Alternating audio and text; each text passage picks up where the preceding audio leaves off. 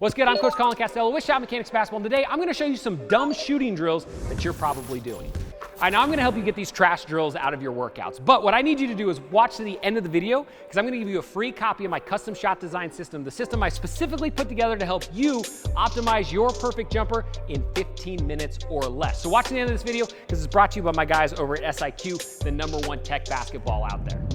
All right, so the first dumb drill that you're probably doing is one-handed form shooting. Now, right now, I can predict it. There's some angry coaches that are heading to the comment section down below, and they're like, screw this guy, he doesn't know anything about shooting, XYZ. Now, here's my thought process. Is it the worst drill on the planet? Probably not, right? Does it actually help you work on your follow through? Most likely, right? So there's maybe some times where you could use it. The problem is, it's the go-to that we see athletes use over and over and over again. I'm all about maximizing your time, doing the drills in your time that are gonna get the best results. And for most athletes, one-handed form shooting just ain't it. So here's the deal. Anytime we're doing one-handed form shooting, if we were gonna do it right, it would probably be good. And to do it right, we would need to have flow of the basketball and the hips together, meaning I'm starting with my hand down low, and then I'm flowing smooth up through the shot. That's not bad one-handed form shooting. But at that point, I would rather probably just have you do two-handed form shooting. What we see players do instead is they solidify bad habits by setting the ball on the shelf, or teeing it up, as I like to call it. Meaning, as they're doing their one-handed form shooting, they load their hips, they put the ball up here by their shoulder, because this is the natural way to hold it, and then they fire their hips and then fire the snap off of their release. But here's the problem. One of the biggest mistakes, especially young players make, is they set the ball on the shelf. If you look at most elite shooters, they load it down by their chest or down by their hips because it maximizes their momentum through their body and the basketball, right? So question, do you have so much power extra on your jumper that you can just like eliminate 50% of it? Probably not. So stop doing one-handed form shooting because it doesn't really give you that muscle memory to put in your game, right? So instead do the exact same thing, but do two-handed form shooting where you're starting with the ball low, you're still isolating those mechanics, working on snapping it up through. I promise you it'll be less of a waste of time, it'll be more game realistic. The next dumb drill is elbow-to-elbow 15-foot shooting. We see it all the time. Player spins the ball themselves or gets a pass from their parent or a coach or a friend or whatever, and they get a shot at the elbow, they let it go, then they run to the other elbow, and they get it back and forth, and they go back and forth. Now, here's the deal. I've done this in workouts before with players. I've done it growing up. I've done it a bunch of different times.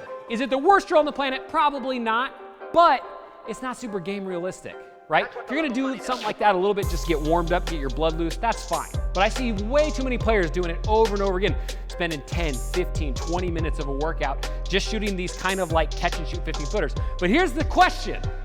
How often do you get to shoot a catch and shoot 15-footer in a game? Not very often, right? Maybe if you're a high post and you get it in here and you get like a kick from a guard or something, then you might have a catch shoot 15-footer. But for most of us, we don't even shoot that shot. So don't waste your time, energy, and effort. If you want to do it for like a little bit just to get warm, that's fine. But here's what you want to do. Anytime you're shooting mid-range, you want to work on the shots you're actually going to get.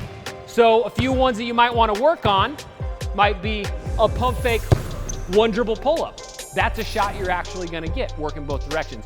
You might want to work on a two dribble pullback, shooting off separation. That's a shot you're actually going to get, right? So instead of just working, elbow to elbow back and forth, why not do the exact same drill, but catch the ball, pull back and shoot.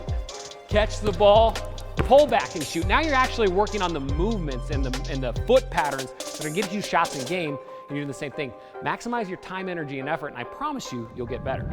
All right, the next one isn't necessarily a drill, but it's the way I see a lot of athletes work out. This is casual shooting. A lot of times I'll walk into the YMCA, I'll have a training session, or maybe I'm playing at like noon ball or whatever. But I see athletes shooting around and working out, but they're so casual about it, it's not actually translating into the game. So I'll see a player, spin the ball to themselves. Maybe they'll put down a dribble, they'll get a J up, they'll kind of jog and get it, jog back out, come back out to the three-point line, and maybe they'll be like, like one little soft dribble down and pull.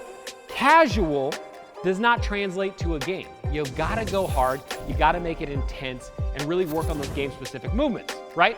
So if I'm shooting, and I'm just doing like a shoot-around where I'm saying, hey, I'm gonna get catch and shoot threes, I'm spinning the ball to myself, I'm loading, I'm going right into it. As soon as I chase the ball down, I'm gonna spin it back out, get another quick one, boom, get my feet set, shoot. If I can do that, I'm gonna be so much more efficient with my time, and that's actually gonna translate to a game, because that's what we wanna do, is we wanna simulate game actions during our training, So it actually works, right? If you have a test in, let's say, math, you don't study your science book to get ready for it, right? You wanna make sure you're doing the stuff to actually get better. All right, if you're new to Shot Mechanics, hit the subscribe button, ding the bell notification. That way you get all of our videos so you can actually keep getting better, and smash the like button for the algorithm. Head to the comment section down below. Let me know what sort of video you wanna see next. This is a channel for the people, by the people, and we run pretty much everything off request. So let me know in the comments down below what you wanna see. And until next time, splash on. Buckets! Hey-oh!